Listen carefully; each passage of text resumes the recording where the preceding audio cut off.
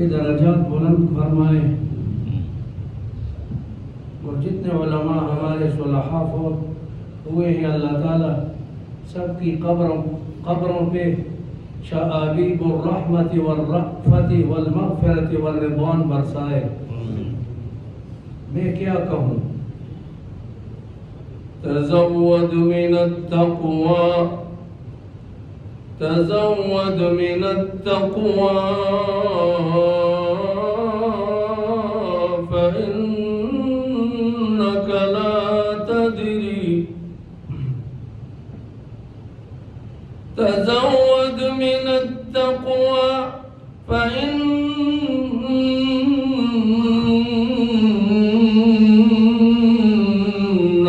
لا تدري إذا جن ليل هل تعيش إلى الفجر وكم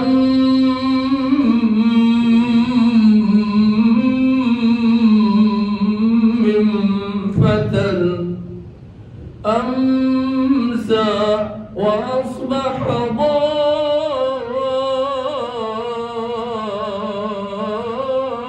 ضاحكا وقد نسجت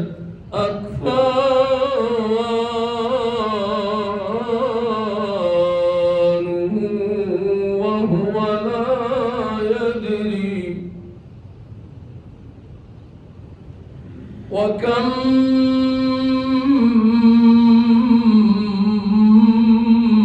من صغار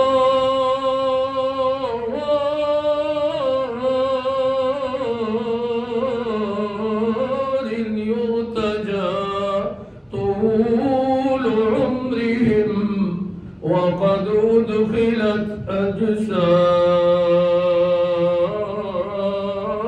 أجسادهم ظلمة القبر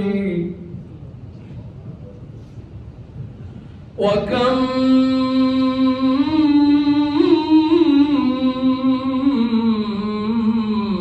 من عروس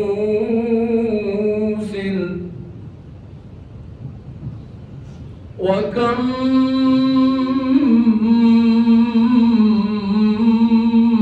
من عروس زينوها لزوجها وكم من عروس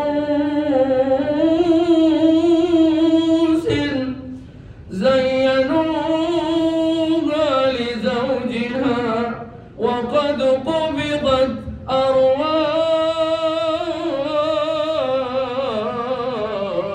أرواحهم لظلمة القبر وقد قبضت أرواحهم ليلة القدر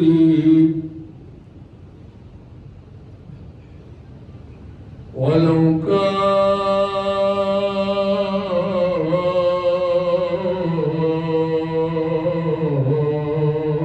كانت الأرزاق تأتي بقوة ولو كانت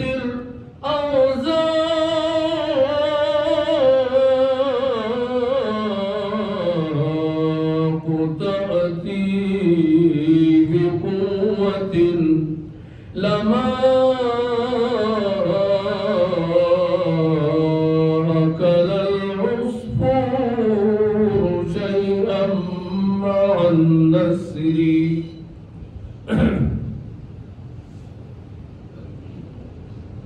بہت چیزیں یاد تھی لیکن ادھر آ کے بھول جاتا ہوں، کیونکہ مولانا کی طبیعت ایسی تھی، اللہ تعالیٰ ان کو غریق رحمت کرے، کہ ان کا غم بہت کچھ معمولی نہیں ہے، کہ کیونکہ ہمارے حرمین کے شیخ بھی تھے، استاذ بھی تھے، ساتھی بھی تھے، اور مجھ میں تھوڑی تیزی تھی، کیونکہ انسان جدھر پڑھتا ہے تو ادھر کا اثر ضرور اس پہ ہوتا ہے۔ تو ہم تو مدینہ یونیورسٹی میں پڑھتے تھے اور یہ حضرات آیا کرتے تھے، تو مفتی شامزئی رحمۃ اللہ علیہ، مولانا ظفر علی خان صاحب اور بڑے بڑے کابرین آتے تھے۔ یہ سن 75 کی بات ہے، میں اس وقت چھوٹا تھا، اور والد رحمۃ اللہ علیہ جامعہ میں پڑھتے تھے، تو بڑے بڑے کابرین آتے تھے، فقیہ الملہ محمود السیرہ، مفتی محمود رحمۃ اللہ علیہ، قاری محمد طیب رحمۃ اللہ علیہ، اسعد مدنی، ارشد مدنی، اور پھر ہم کو مولانا شیخ الحدیث زکریا رحمۃ اللہ علیہ کی صحبت بھی 9-10 سال میسر آئی۔ ادھر بالکل باب النساء کے ساتھ ایک مدرسہ تھا، اسی میں وہ نیچے ایک بڑے کمرے میں رہتے تھے، اوپر انعام کریم صاحب تھے، وہ لائبریرین تھے۔ تو میں کیا کہوں، موت العالم موت العالم۔ اور میں انور شاہ صاحب کو یہ کہنا چاہتا ہوں کہ آپ انشاءاللہ ان کے مشن کو بڑھائیں گے، کیونکہ شاعر کہتا ہے بِأَبِهِ اقْتَدَى عَدِيٌّ فِي الْكَرَمِ،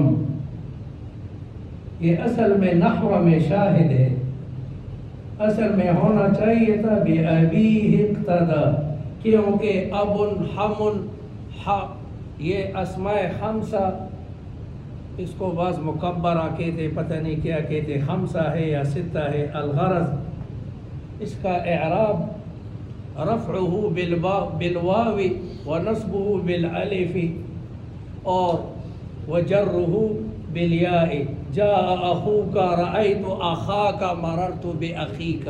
المہم تو نحوی شاہد ہے، یہ نحوی شاہد ہے کہ کہنا چاہیے تھا بے ابی ہے، لیکن ادھر اس نے کہا کہ بے ابی ہے، تو اس کے کئی توجیہات علماء نے بیان کیے ہیں، تو نحو میں بھی یہ شاہد ہے۔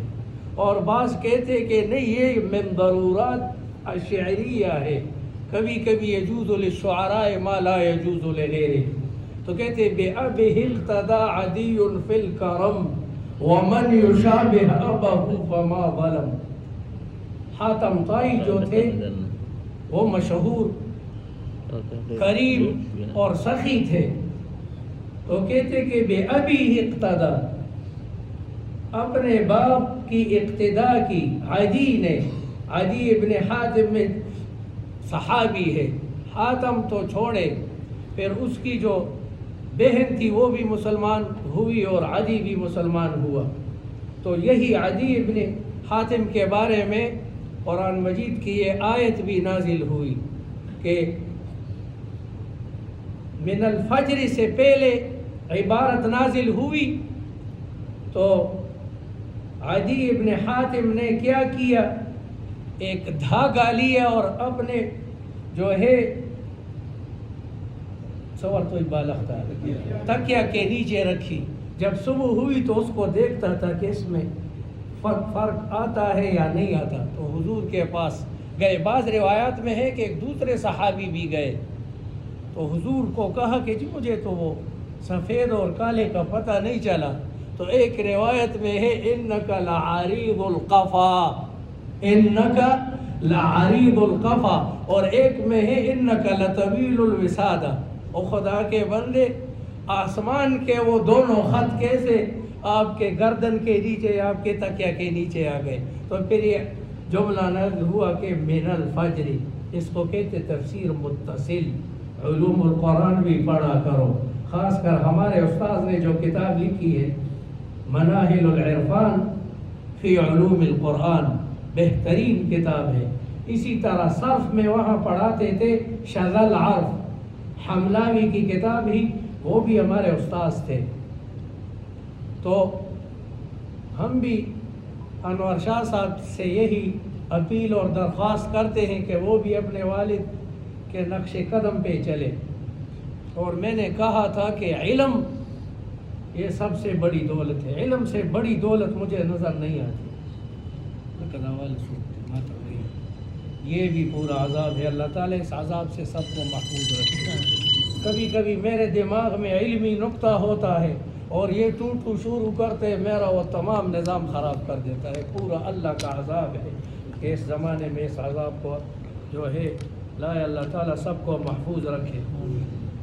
علم، اور الحمدللہ اس مدرسے میں کافی طلبہ پڑھتے ہیں، ان کو مبارک ہو علم۔ میں نے کل بھی کہا تھا اخو العلم، صاحب علم کبھی نہیں مرتا۔ آپ جتنی کتابیں اٹھائیں ابھی تک، یہ ابھی جو کتابیں چھپی ہیں یہ تو عشر عشیر بھی نہیں ہے۔ آپ استنبول سلیمانیہ لائبریری چلے جائیں، وہاں لاکھوں مخطوطات مسلمانوں سے یہ انتظار میں ہیں کہ کب آئیں گے وہ ہماری ریسرچ اور تحقیق کریں گے اور ہم سے غبار دور کریں گے۔ ایک ایک تفسیر 500 جلد میں موجود ہے، 1000 جلد میں عجیب عجیب کتابیں، کتابوں کی فہرست آپ ایک سال میں نہیں پڑھ سکتے۔ کتاب کیسے نکالو گے؟ ہم گئے تھے، ہمارے ماجسٹیر کا مقالہ تھا اور امام طیبی شرف الدین الطیبی جنہوں نے مشکات کی شرح بھی لکھی ہے، غالباً چھپی ہے، تو ان کی تفسیر تھی فتوح الغیب فی الکشف عن قناع الریب، اور بہت بڑا حاشیہ ہے کشاف پہ۔ کشاف کے تمام اعتزالیات پہ عجیب طریقے سے رد کیا ہے۔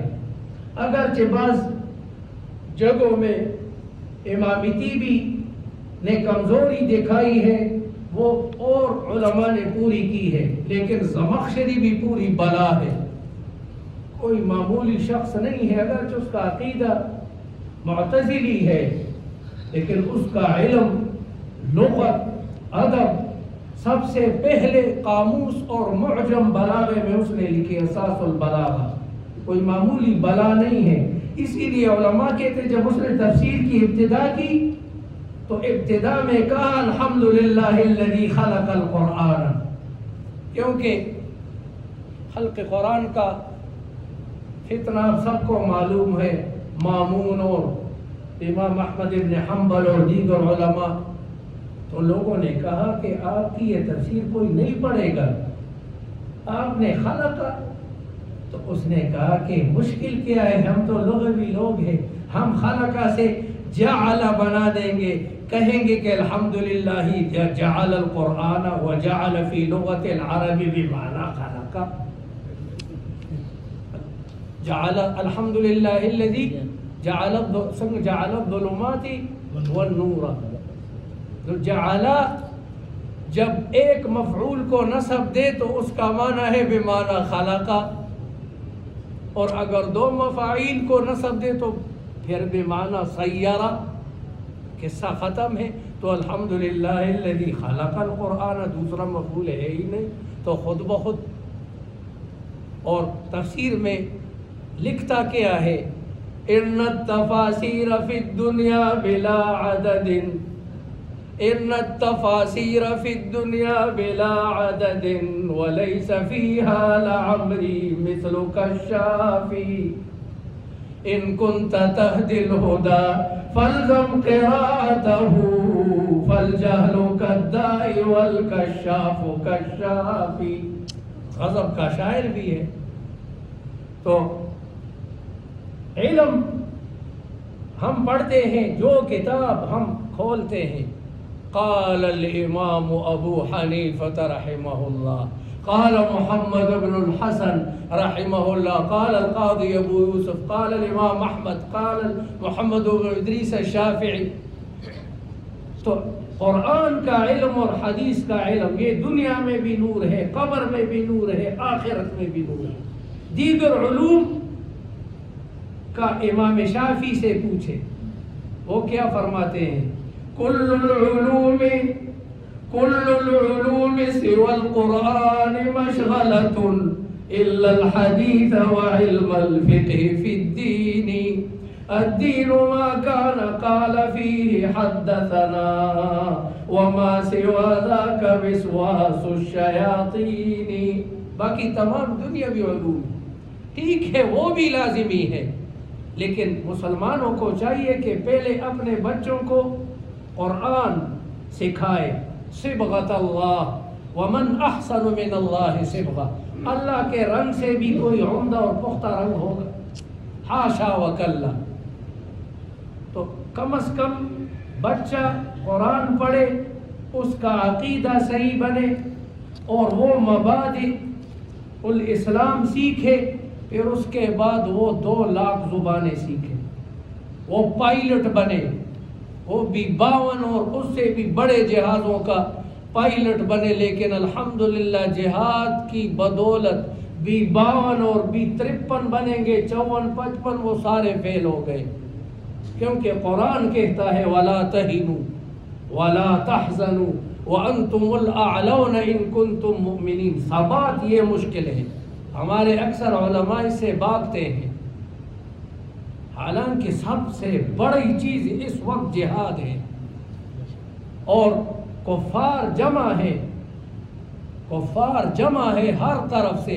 وَلَقَدْ أُرَانِي لِلرِّمَاحِ دَرِيئَةً وَلَقَدْ أُرَانِي لِلرِّمَاحِ دَرِيئَةً مِنْ عَنْ يَمِينِي تَارَةً وَأَمَامِي۔ تمام کفار شمال اور جنوب، مغرب اور مشرق کے جمع ہے، اور انہوں نے ہدف اسلام کو بنایا۔ قرآن مجید میں میرے خیال میں جہاد کی بڑی آیات ہے، لیکن یہ آیت سب سے عجیب قسم کی ہے۔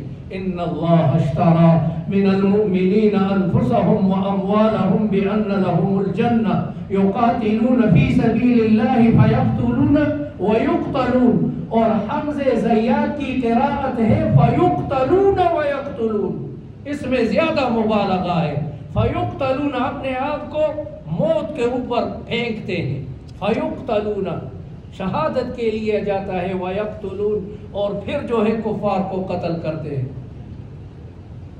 فیقتلون وعدا علیہ، اور وعدا آپ سب کو معلوم ہے کہ کیا ہے اعراب اور ترکیب میں۔ وعدا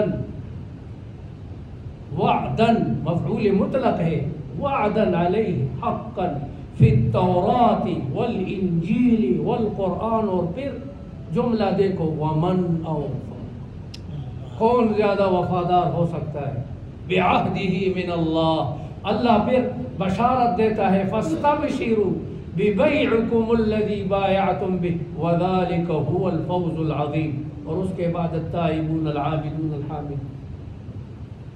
تو علم کی بدولت ہمیں یہ معلوم ہوتا ہے کہ اس سے بڑی نعمت اور نہیں ہے۔ علم آپ کو تمام راستے حق کی دکھائیں گے، یہ حق ہے، یہ باطل ہے۔ اگر علم نہ ہو، بلکہ بعض کہتے کہ علم عمل سے، علم جو ہے یہ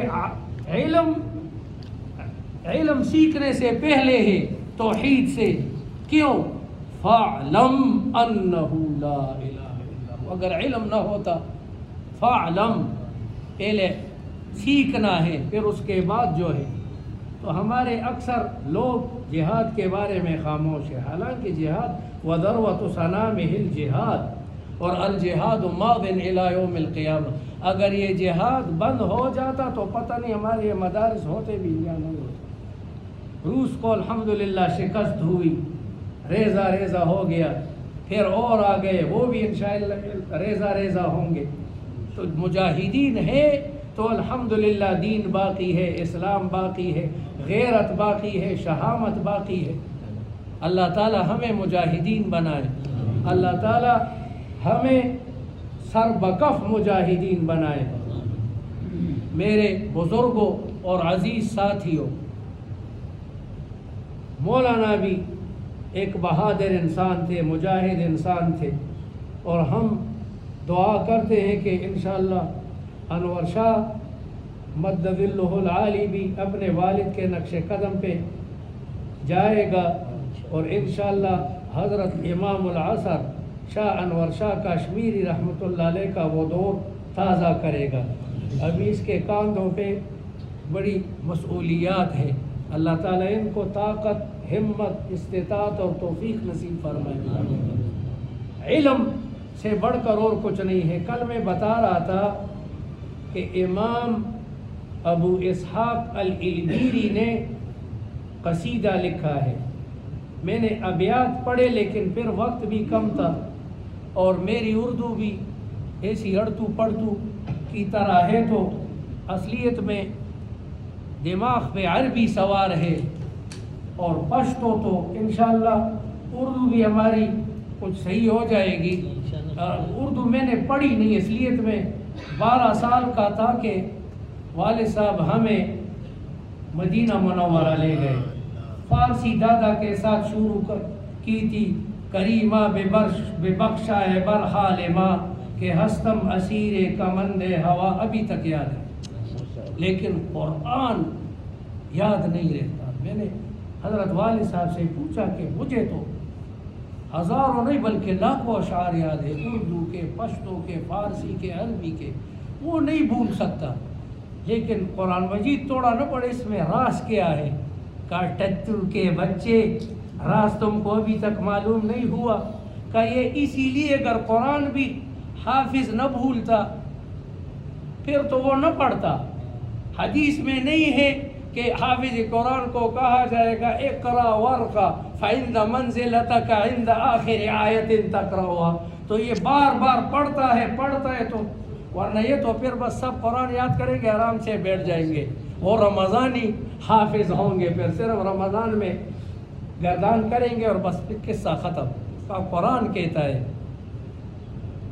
تو علم سب سے بڑی نعمت ہے، میرے خیال میں چاہیے کہ ہم علم حاصل کریں۔ تو حافظ البیری ابو اسحاق کہتے کہ تفت فؤادک الایام فتہ، اور یہ قصیدہ کوئی طالب علم نیٹ سے نکالے اور اس کا اردو اور پشتوں میں ترجمہ کرے، بہت قیمتی ہے۔ تفت ایک شعر لکھ لیں، کیونکہ کمپیوٹر نے بہت چیزیں آسان کی، بڑی چیزیں مصیبتیں بنا لی۔ تو تفت فؤادک، والد صاحب ایک دفعہ شعر کہتے تھے، میں یاد کر لیتا تھا، تفت فؤادک الایام فتہ وتنحت جسمک الساعات نحتا وتدعوک المنون دعاء صدق الا یا صاح انت ارید انت۔ یہ قصائد یاد کیا کرو، رحبیہ، علم الفرائض میں، اس میں بہت علم ہے، آپ کی ادبیت بھی مضبوط ہوگی، علم بھی مضبوط ہوگا، اس سے لغت کے نئے نئے الفاظ آپ کو نظر آئیں گے۔ اللہ تعالی حضرت الشیخ مولانا ظفر علی خان رحمۃ اللہ علیہ کی قبر پہ اپنی رحمتیں برسائے۔